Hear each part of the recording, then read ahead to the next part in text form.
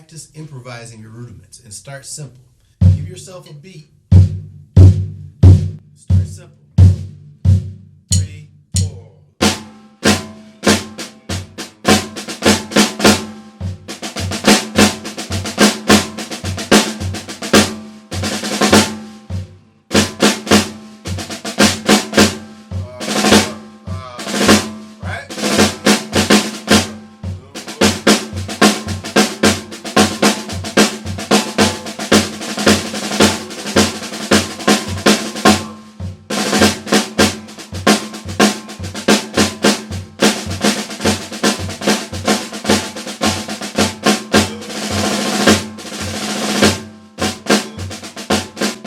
So I can just keep on going. And what I'm doing, I'm just trying to work on incorporating all the different rudiments that we work on, right? We work on flam taps and paradiddle-diddles,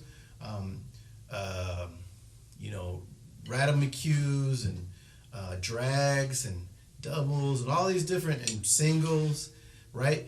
And I'm trying to make sure that I'm playing hand-to-hand even, right? I'm not going to just continually play accents with my right hand.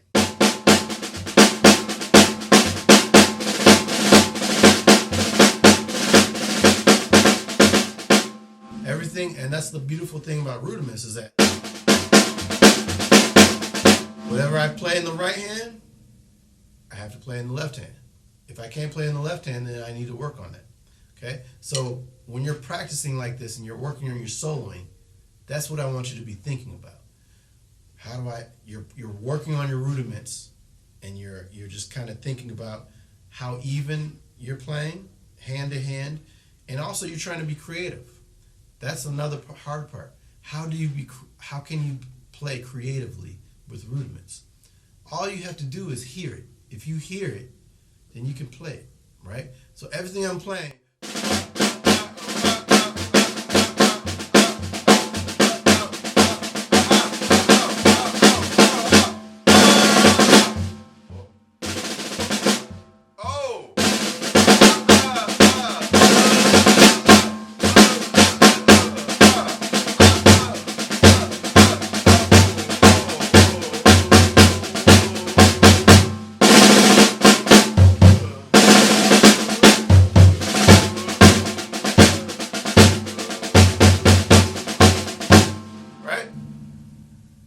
So I'm hearing it. Something else I was just doing was, and we're getting into soloing now, I was using the bass drum. Sometimes I would play the bass drum with the accents, right? Sometimes I'd use the bass drum more as an answer. So I'll play something. Right?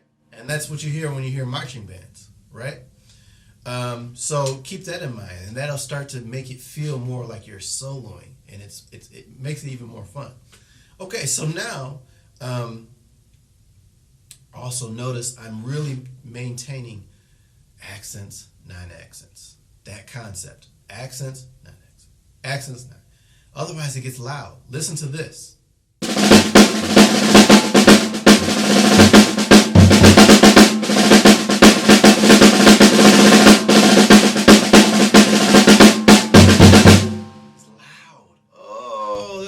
Easy to listen to. It's not musical sounding.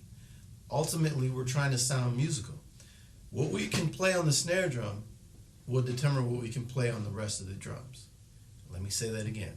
What we can play on the snare drum will determine what we can play on the rest of the drums. This is your sound. Remember, your sound is in your hands. If you have no control over the snare drum, trust me, it just gets worse from there. That's why this is really, really crucial. And if you can't control the sound of the snare drum, you play like I just did, no one's going to want to listen to you. They're going to do this. That's why this is...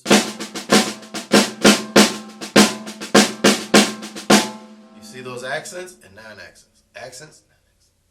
Keep that. So now, we're going to do the same thing, but we're going to add the rest of the kit.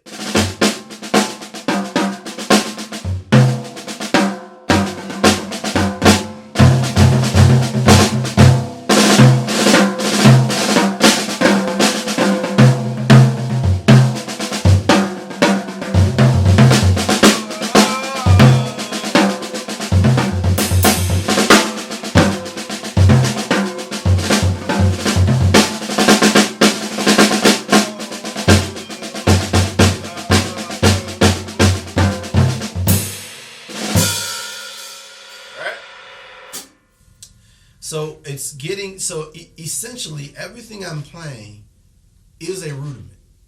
And if what you're playing does not classify as a rudiment, then the chances of it sounding good and being clear are very slim.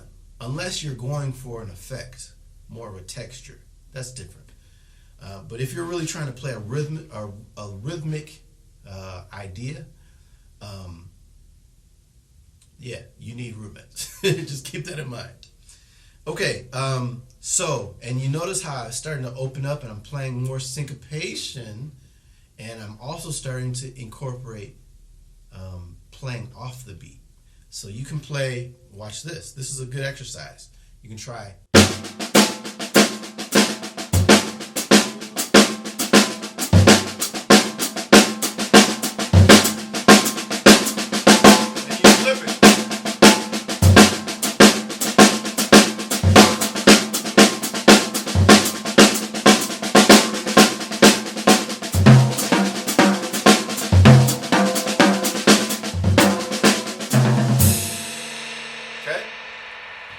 So that's just a cool way of working on your rudiments off the beat instead of always having to play them on the beat, right?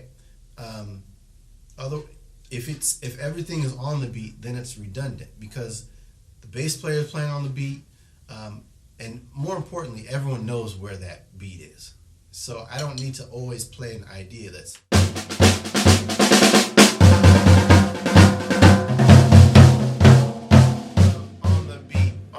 let's get off the beat and it'll make it much more interesting. Okay, so this is an approach of soloing that's more focused on rudiments, specifically. Rudiments in a very technical sense.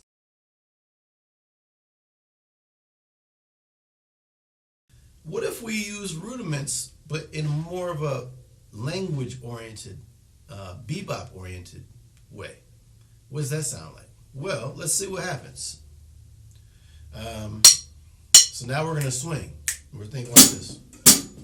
1, 2, 1, 2, 3, 4.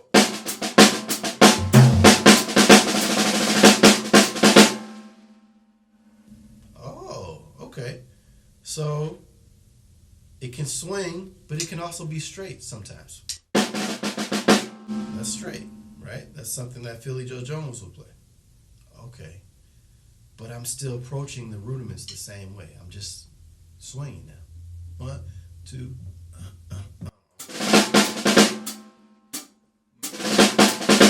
Thinking more melodic.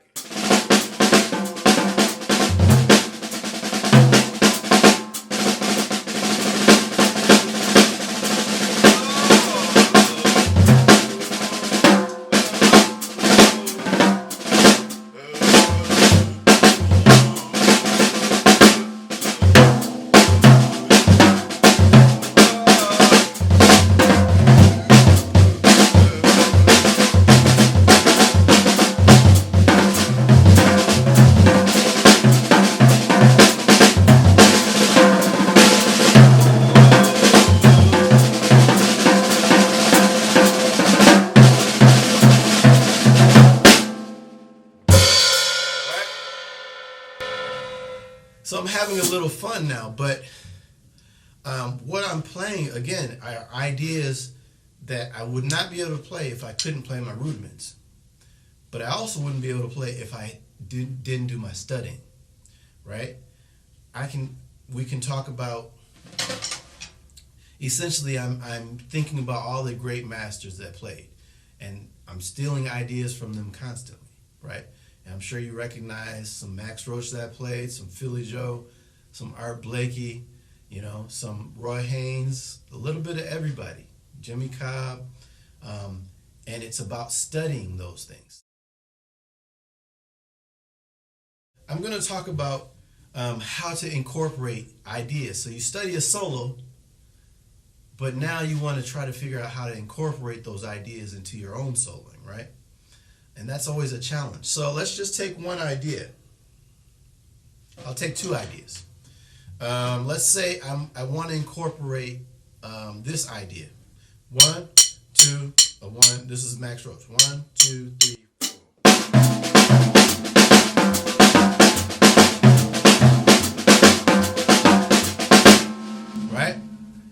And let's say I want to incorporate another one.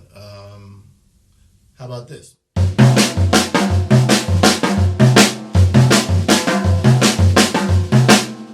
Okay, another Max thing. So 2 Max Roach ideas.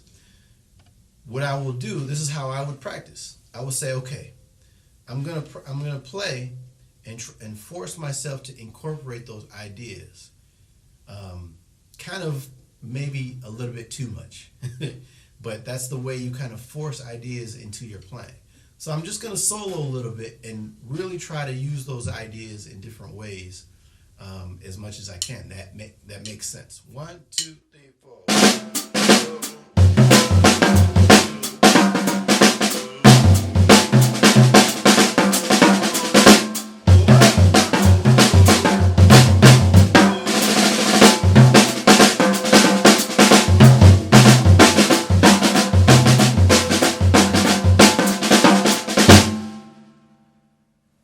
You get it? Right? So I'm really consciously saying I have to use these phrases, right? I'm using them in different ways, but what's important is that when you use them, it's clear and they fall in a, you know how you can speak. If I start speaking, and I say, so we're working on, or actually a better example, let's say I'm walking to the store, and I'm skipping down the road, and I see a car, and I bought some milk, and the milk was really, it didn't taste good. But then my mother, when I saw her play tennis, she was really good at it. She was a very good tennis player, and I love watching tennis. And then on the way home, when I was walking down the road, I saw another car. And that made me think of, it definitely made me think of Japan. It didn't make sense. The story didn't make sense. But the words I used and the sentences I used, they were good sentences and good words, but they didn't work together. So when you're doing this exercise, make sure that you're using these ideas in a way that makes sense with the other ideas that you're playing.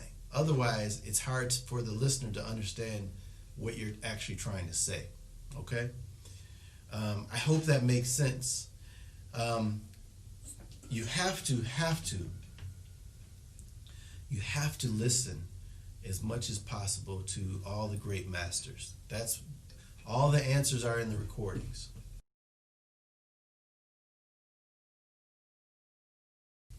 Another thing, and you probably noticed me doing it, and whenever you see me play, you'll notice I do this. Sometimes more than others, I sing, right? I love singing, and singing helps me stay connected to melody.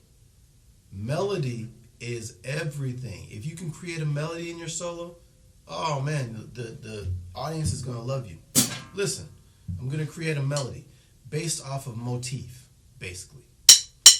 A simple motif. Let's just take a simple motif. The motif is going to be 2 notes. Boom, boom. That's my motif. Oh boy, let's see what I can do with that. 1, 2, 1, 2, 3, 4. Oh!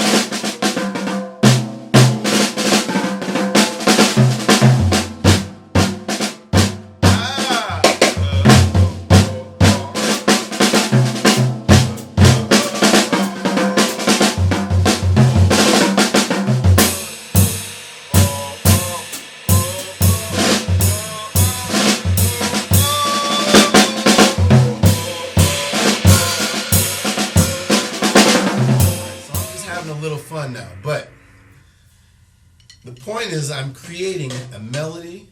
I'm using a motif to create a melody, right? That way it doesn't sound like I'm just playing a bunch of random that nobody can really understand and comprehend and follow, more importantly, right? So keep that in mind. Melody is the key to keeping your audience and your listeners engaged.